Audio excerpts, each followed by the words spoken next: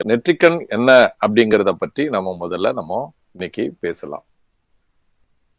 நெற்றிக்கண் என்பது நம்ம நெற்றியில இருக்கக்கூடிய ஒரு நாணக்கண், ஒரு தூண்டுதல் செய்யக்கூடிய ஒண்ணு. இது நமக்கு 2 கண்கள் இருக்கு. 3வது கண்ணுன்னு ஒண்ணு இருக்குது அப்படிங்கிறத நம்ம தெரியாமையே இருக்கும். இத தேர்ட் ஐ அப்படின்னு கூட நம்ம சொல்லுவோம். இந்த தேர்ட் ஐ அப்படிங்கிறது என்ன, எதனால ஏற்படுது, எப்படி ஏற்படுது, இது சிவனுக்கு மட்டும்தான் அந்த நெற்றிக்கண் இருக்கா, இல்ல நமக்கெல்லாம் இல்லையா அப்படிங்கிற ஒரு கருத்துலாம் எல்லாரும். நெற்றிக்கண் அப்படிங்கிறது நமக்கு எல்லாருக்குமே இருக்கு. சிவனுக்கு மட்டும் இல்ல, நமக்கு எல்லாருக்குமே இருக்கு. இதை நம்ம பயன்படுத்தாமவே இருக்கோம். அது ரொம்ப முக்கியமானது. இந்த நெற்றிக்கண்ணை பயன்படுத்தி சில பேர் மட்டும்தான் அதிகமா பயன்படுத்துறவங்க இந்த வாழ்க்கையில, இந்த உலகத்துல சிறந்த மனிதர்களாக இருந்துட்டு இருக்காங்க. அதனால அவங்க மட்டுமே பெரிய அளவுல உயர்ந்த நிலைக்கும் ஏற்பட்டிருக்கு.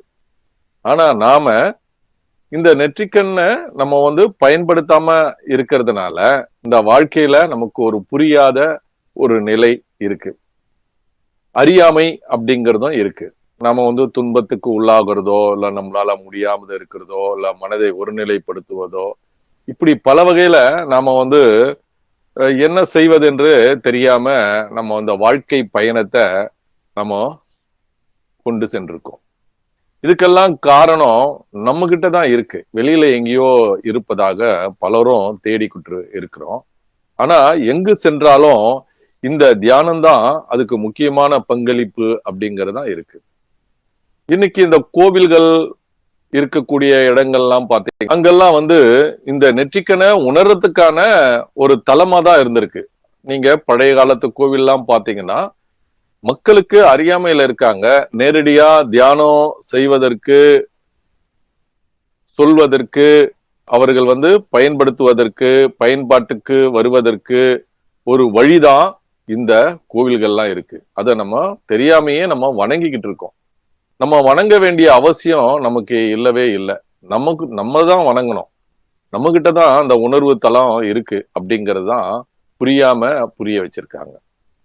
இப்ப அந்த கோவில்கள்லாம் நம்ம போகும்போது நம்ம வணங்குறோம். இப்படி வணங்குறது தான் நமக்கு முன்னோர்கள்லாம் சொல்லியிருக்கேன். இப்படி வணங்கும் போதே நம்ம நெற்றியில ஒரு தூண்டுதல் கிடைக்குது. இது ரொம்ப முக்கியமான. இந்த தூண்டுதல் கிடைக்கிறதா நம்ம வணக்கம் வைக்கிறோம். வணக்கம், வந்தனம் அப்படிங்கறதெல்லாம் இதன் மூலியமா தான். சலாம் மாலிக்கம் அப்படின்னு சொல்றது, சல்யூட் அப்படின்னு சொல்றது, இப்படி எல்லாமே இந்த மையத்தை கொண்டுதான் நம்ம இந்த உலகத்துல நம்ம பயன்பட்டு. இந்த சல்யூட் அடிக்கும் போதே நமக்குள்ள இந்த உணர்வு தூண்டுதல் நமக்கு கிடைக்குது. அதே போல கடவுளை வணங்கும் பொழுதும் நமக்கு அந்த தூண்டுதல் கிடைக்குது. குங்குமம் போட்டு விடும்போதும் அது கிடைக்குது. சலாம் மாலிக்கம் அப்படின்னு சொல்லும் போதும் நமக்கு இங்க தூண்டுதல் கிடைக்குது. இப்படி இந்த தூண்டுதல் கிடைக்கிறதுனாலதான் இந்த வாழ்க்கையில நம்ம எல்லாவற்றையுமே நம்ம சிறப்பான முறையில செயல்பட்டுக்கிட்டு இருக்கோம் அப்படிங்கறதான் நம்ம நினைக்கிறோம். உடல் ஆரோக்கியத்திற்கும் இந்த நெற்றிக்கண் தூண்டுதல்னாலதான் அந்த உடல் ஆரோக்கியமும் கிடைக்குது, மன சந்தோஷம் கிடைக்குது. இதெல்லாம் காரணம் இதுதான். அதனால இந்த நெற்றிக்கண்ணை விழிப்போட நம்ம வைத்து கொள்ள வேண்டும் அப்படிங்கிறது முக்கியமான கருத்து. இது இந்த நம்ம தூண்டுறதுனால மட்டும்தான் இந்த வாழ்க்கையில நிம்மதி, சந்தோஷம் அப்படிங்கறதெல்லாம் கிடைக்கும். இப்படி கிடைக்கிறதுனால இது கிடைக்கணும் அப்படிங்கறதா அந்த காலங்கள்ல பல வகையில நமக்கு பல ஞானிகளும் பல மகான்களும் நமக்கு இந்த மாதிரி ஒரு வழிமுறைகளை நமக்கு சொல்லியிருக்காங்க. அதை கடைபிடித்து கொண்டும் இருக்கோம். ஆனா நம்ம கடைபிடிக்கிறது எதனால கடைபிடிக்கிறோம் அப்படிங்கறத நமக்கு தெரியாமையே நம்ம இருந்துட்டு இருக்கோம். ஆனா அந்த கடைபிடிக்கிற ஒரு விஷயங்கள் நம்ம சரியான முறையில கடைபிடித்தோமானால் நாம இந்த உலகத்துல வெற்றி கொள்ளலாம் அப்படிங்கிறது தான் உண்மை. இன்னைக்கு எல்லாருமே இந்த நெற்றிக்கனை உணர்றதுக்கு தான் பல பல தியான முறைகள்லாம் இருக்கு. இப்போ பாத்தீங்கன்னா ஆழ்நிலை தியானம் அப்படின்னு சொல்றாங்க. அந்த ஆழ்நிலை தியானம் எதனாலனா இந்த நெற்றிக்கனை தூண்டுவதுதான். இங்கதான் திரும்பவும் அந்த இடத்துக்கு தான் வந்தாகணும் ஆழ்நிலை தியானம். அது போல சூன்யா தியானம் அப்படின்னு சொல்லுவாங்க. இந்த சூன்யா தியானம் அப்படின்னு வரும்பொழுது திரும்பவும் நமக்கு இங்க தூண்டுதலுக்கான ஒரு நிலைதான். அது போல மந்திரங்கள் சொல்வது, இதெல்லாம் அந்த நெற்றிக்கண்ணை தூண்டுவதற்கு தான். பல இடங்கள்ல தூண்டப்படலாம். இந்த இருக்கக்கூடிய சுரபிகளுக்கெல்லாம் தலைமை வந்து இந்த நெற்றிக்கண் தான். இந்த நெற்றிக்கண் ஆக்னை சக்கரம் அப்படின்னா ஆக்னை பிறப்பிக்க கூடியது, இதுதான் ஆளுமை செய்வது, இதுதான் இந்த உடல்ல இருக்கக்கூடிய இயக்கங்களுக்கெல்லாம் காரணமா இருப்பதும் இந்த நெற்றிக்கண்ணு தான். இந்த நெற்றிக்கண்ணை நமக்கு தெரியாமையே ஏதோதோ தேடுறோம், ஏதோதோ நம்ம செயல்பட்டு கொண்டு இருக்கின்றோம். இதையெல்லாம் நம்ம வந்து பயன்பாட்டுல இருந்தாலும் பழக்க வழக்கங்கள்னால நம்ம அந்த ஒரு பழக்கத்துக்கு நம்ம ஆளாயிருக்கோம். ஆனா இந்த பழக்கத்தை நாம வந்து இந்த நெற்றிக்கண் வழியாக நம்ம பழக்கப்படுத்தி கொள்ளும் பொழுது இந்த வாழ்க்கைய நம்ம வெற்றி கொள்ளலாம், எளிமையா நம்ம வந்து வெற்றி கொள்ள முடியும் அப்படிங்கிறது தான். நாம வந்து ஒரு விஷயங்களை வரும் பொழுது நாம வந்து சரியான வழியில போகாதனாலதான் துன்பங்களும் பிரச்சனைகளும் நமக்கு வந்துகிட்டே இருக்கு.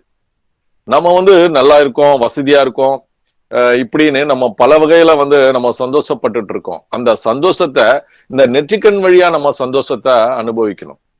இந்த தூண்டல் தான் எல்லாத்துக்கும் காரணமான இருக்கு. அப்ப எங்க என்னதான் தூண்டுது அப்படிங்கிறத நம்ம பார்க்கணும். இப்போ இங்க தூண்டப்படக்கூடியது ஒண்ணு என்னன்னா உணர்வு, மெய் உணர்வு அப்படின்னு நம்ம சொல்றோம். இந்த மெய் உணர்வு அப்படின்னா என்ன அப்படின்னு பல பேரும் கேட்டிருக்காங்க. இது எல்லாருக்குமே தெரியல அப்படின்னு தான் சொல்லணும். இப்போ இந்த மெய் உணர்வு அப்படிங்கிறது நம்மளுடைய உயிர் சக்தி, நம்மளுடைய மூலாதாரத்துல இருக்கக்கூடிய ஒரு உயிர் சக்தி. அது வந்து பிந்து அப்படின்னு சொல்லலாம், இல்ல துரோணியம் அப்படின்னு சொல்லலாம். இதுதான் எல்லாத்துக்கும் காரணமா இருக்கு அப்படிங்கிறத சொல்லணும். இப்போ இது வந்து நமக்குள்ள உணவு முறைகளால நமக்கு செரிமானம் செய்யப்பட்டு பல நிலைகள்ல உருமாற்றங்கள் ஏற்பட்டு கடைசியில வந்து இந்த உயிர் சக்தியா உருவெடுக்குது. இந்த உயிர் சக்தியில தான் வந்து எல்லா பதிவுகளுமே இருக்கு. இந்த பதிவுகளை நாம வந்து நிறைய தினம் தினம் அதுல நிறைய பதிவு செய்தே இருக்கிறதுனால நமக்கு புரியாமையே அது திரும்பி திரும்பி ரிப்பீட் ஆகிட்டே இருக்கு, திரும்பி திரும்பி நமக்கு எடுத்துக்கிட்டே இருக்கு. நம்ம நினைப்போம், அது அதுல பதிவாகி திரும்பி திரும்பி அதையே நினைப்போம். அப்ப அதை நினைக்கும் பொழுது நமக்கு மீண்டும் அது துன்பங்களா இருக்கும். அதே மாதிரி சந்தோஷங்களும் அதே போலதான்.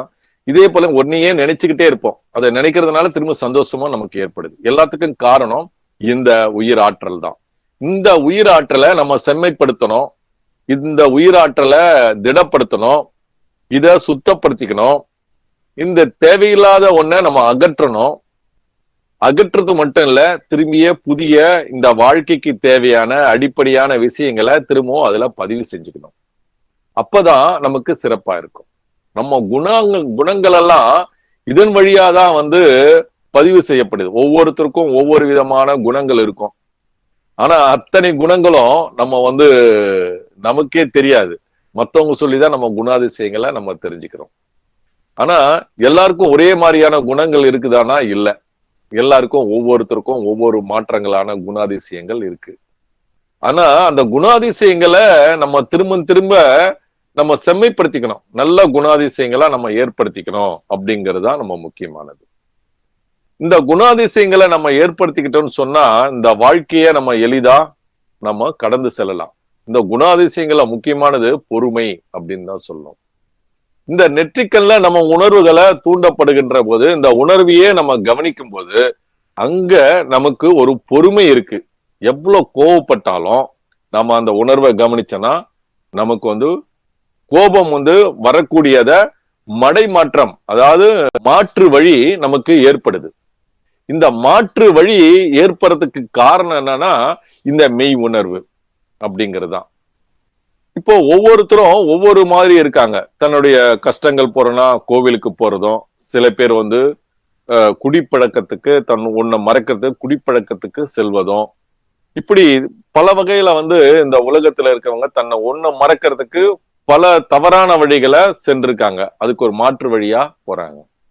ஆனா அந்த மாற்று வழியெல்லாம் நமக்கு பயன் அளிக்குமா அப்படின்னா உண்மையிலே பயன் அளிக்காது. அதை ரொம்ப நம்ம தெரிஞ்சுக்கணும். எந்த ஒரு விஷயமும் நமக்கு பயனளிக்காது. மீண்டும் அது வரதான் செய்யும். ஆனா அதை நம்ம அந்த நேரத்துல தவிர்க்கிறோம். ஆனா இந்த நெற்றிக்கண் தியானத்துல ஒண்ணு அந்த மாற்று வழிக்கு நம்ம இந்த உணர்வை கவனிக்கிறோம். இந்த உணர்வு கவனிக்கிறதுனால நம்மளுடைய பிரச்சனைகளை இந்த மெய் உணர்வு அற்புதமா கவனிக்குது. இந்த கவனிச்சு அது நம்மளுடைய தேவைகளை அது சரி செய்து கொள்கிறது அப்படிங்கறதா சொல்லணும். அப்போ இந்த மெய் உணர்வுங்கிறது நம்ம உயிராற்றல் அப்படிங்கிறத தெரிஞ்சுக்கிறோம். இந்த நெற்றின்றது சிவனுக்கு இருக்கக்கூடிய ஒரு நிலைதான் நமக்கும் இருக்கு. சிவனும் ஏதோ ஒரு கடவுள் வெளியில இருந்து வந்ததா இல்ல. அவர் ஆதியில இருந்து மனிதனாக பிறக்கப்பட்டு ஆதி மனிதனாக இருந்து அவர் அந்த காலங்கள்ல மனித பிறவி எடுத்து இந்த உலக மக்களுக்கு பணியாற்றி ஆன்மீகத்தின் உச்ச நிலைய அவர் அடைந்ததனாலதான் அவர் சிவன், ஆதி சிவன் அப்படின்னு நம்ம அழைக்கிறோம். அதனால முதல் கடவுளா ஆனவர் அவர் மட்டும்தான். அதுக்கு பிறகுதான் மத்தவங்க எல்லாம் வர்றதா சொல்லப்படுது. ஆகையனால அவர் என்ன செஞ்சிருக்காரு பார்த்தா, எப்பொழுதுமே அவர் தவக்கோலத்துலதான் அமர்ந்துட்டு இருப்பாரு. அதை நீங்க கவனிச்சு பார்த்திருக்கலாம். அவருக்கும் ஒரு நெற்றிக்கண்ணுன்றது ஒண்ணு இருக்கிறது எல்லாத்திலும் காட்டப்பட்டிருக்கிறது. அதே போல ஒரு பாம்புகள்லாம், இங்க ஒரு பாம்பு இருக்கும், தலைக்கு மேல ஒரு பாம்பு இருக்கும், ஒரு மேல ஒரு குடும்பி பெருசா இருக்கும், மேல ஒரு கங்கை மாதிரி இருக்கும். இதெல்லாம் எதனாலனா அதெல்லாம் அவருடைய தவக்கோலத்தினுடைய உணர்வு நிலை அப்படின்னு தான் சொல்லணும். அவர் ஆடை கூட பாத்தீங்கன்னா புலித்தோல் தான் அவர் அணிந்திருக்காரு. அப்போ புலித்தோல்ல அமர்ந்து இருக்கும் போது தவ ஆற்றல் அதிகமா இருக்கும். அப்படிதான் அவருடைய தவ ஆற்றல் அதிகரிச்சிருக்கு. அந்த சிவன் அப்படின்னு சொல்லக்கூடிய அந்த நிலை நம்மிடத்திலும் இருக்கு. நாம ஏதோ புதுசா இருந்துட்டு இல்ல, அவர்தான் நம்முடைய பாட்டன், பாட்டனுக்கு பாட்டன், பாட்டனுக்கு பாட்டன், பாட்டனுக்கு பாட்டன் அப்படின்னு சொல்லும். அதனுடைய விதைதான் நமக்குள்ள இருக்கு. இத நம்ம இந்த தியானத்துல நம்ம நெற்றிக்கண்ல இருந்து கவனிக்கும் பொழுது இந்த உணர்வு தூண்டுதல்னால நாமும் அவர் நம்மளிடத்துல அன்பாக பிரவேசிக்கக்கூடிய இடமும் இதுதான். நம்ம இந்த கண்களால நம்ம கடவுளை பார்க்க முடியாது.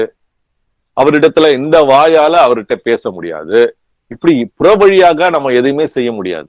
ஆனா இந்த நெற்றிக்கண் வழியாதான் நம்ம அவரை பார்க்க முடியும், பேச முடியும், உணர்த்த முடியும். இதை தவிர வேற வழியே இல்லை. இதுதான் உண்மையான கருத்து. இந்த அடிப்படையில தான் சிவன் அப்படின்னு சொல்லக்கூடிய அந்த நிலை நமக்குள்ளேயும் இருக்கு. அதனால இத அவரும் இல்லறத்துலதான் இருந்திருக்காரு. அவருக்கும் மனைவி, அவருக்கும் குழந்தைகள் எல்லாமே இருந்திருக்கு. அவருடைய குடும்பத்திலையும் சண்டை சச்சரவுகள் இதெல்லாம் இருந்திருக்கு. அவரும் மனிதனா பிறந்ததுனாலதான் அவ்வளவு பிரச்சனைகள் இருக்கு. ஆக நமக்கும் எல்லாமே இருக்கு. அதுல முன்னுதாரணமா தான் அதெல்லாம் சொல்லப்பட்டிருக்கு. நீங்க அந்த கதைகள்லாம் சொல்றது உண்மையா பொய்யா புராணங்களா அப்படிங்கிறத விட அதுல அவரும் ஒரு மனிதனுக்கான குணங்கள்லாம் இருந்திருக்கு, இறைவனுக்கான குணங்கள்லாம் இருந்திருக்கு. அது போல நமக்கும் அந்த நிலைகள்லாம் இருக்கு. நம்ம இறை நிலையை பற்றி நம்ம அறியாமையே இருந்திருக்கோம். ஆனா இந்த வாழ்க்கையில இருக்கக்கூடிய அந்த மனித நிலையை மட்டுமே நம்ம இருந்துட்டு இருக்கோம். அதனாலதான் பிரச்சனைகளை தீர்க்கக்கூடிய நிலையில இல்லை. இந்த நெற்றிக்கண்ணால என்னென்னலாம் நம்ம செய்ய முடியும் அப்படின்னா, சிவன் மட்டும் தான் எல்லாத்தையும் செய்தாருன்னு இல்ல, நீங்களும் அதை செய்ய முடியும். இந்த வாழ்க்கையின் தேவைகளை நீங்க செய்ய முடியும். உங்கள் எதிர்கால திட்டங்களை நீங்க தீர்மானிக்க முடியும். நீங்க எதையும் வெற்றி கொள்ள முடியும், எதையும் நீங்க வசப்படுத்த முடியும். அப்படிங்கிறது தான் இந்த தியான முறைகள். இது எந்த அளவுக்கு நீங்க கையாளுறீங்களோ, எந்த அளவுக்கு நீங்க தியானம் செய்யறீங்களோ, எந்த அளவுக்கு இந்த தியானத்திற்கு உள்ள சென்று இது ஆராய்ச்சி செய்யறீங்களோ, இல்ல இந்த தியானத்தில் இருந்து கொண்டு உங்களுடைய தேவைகளை பயன்பாட்டை நீங்க எந்த அளவுக்கு நீங்க பயன்படுத்தி கொள்கிறீர்களோ, இப்படி தொடர்ந்து தொடர்ந்து உங்களுக்கு பலன் அளிக்கக்கூடிய ஒரு வாய்ப்பு இந்த இதுல இருக்கு.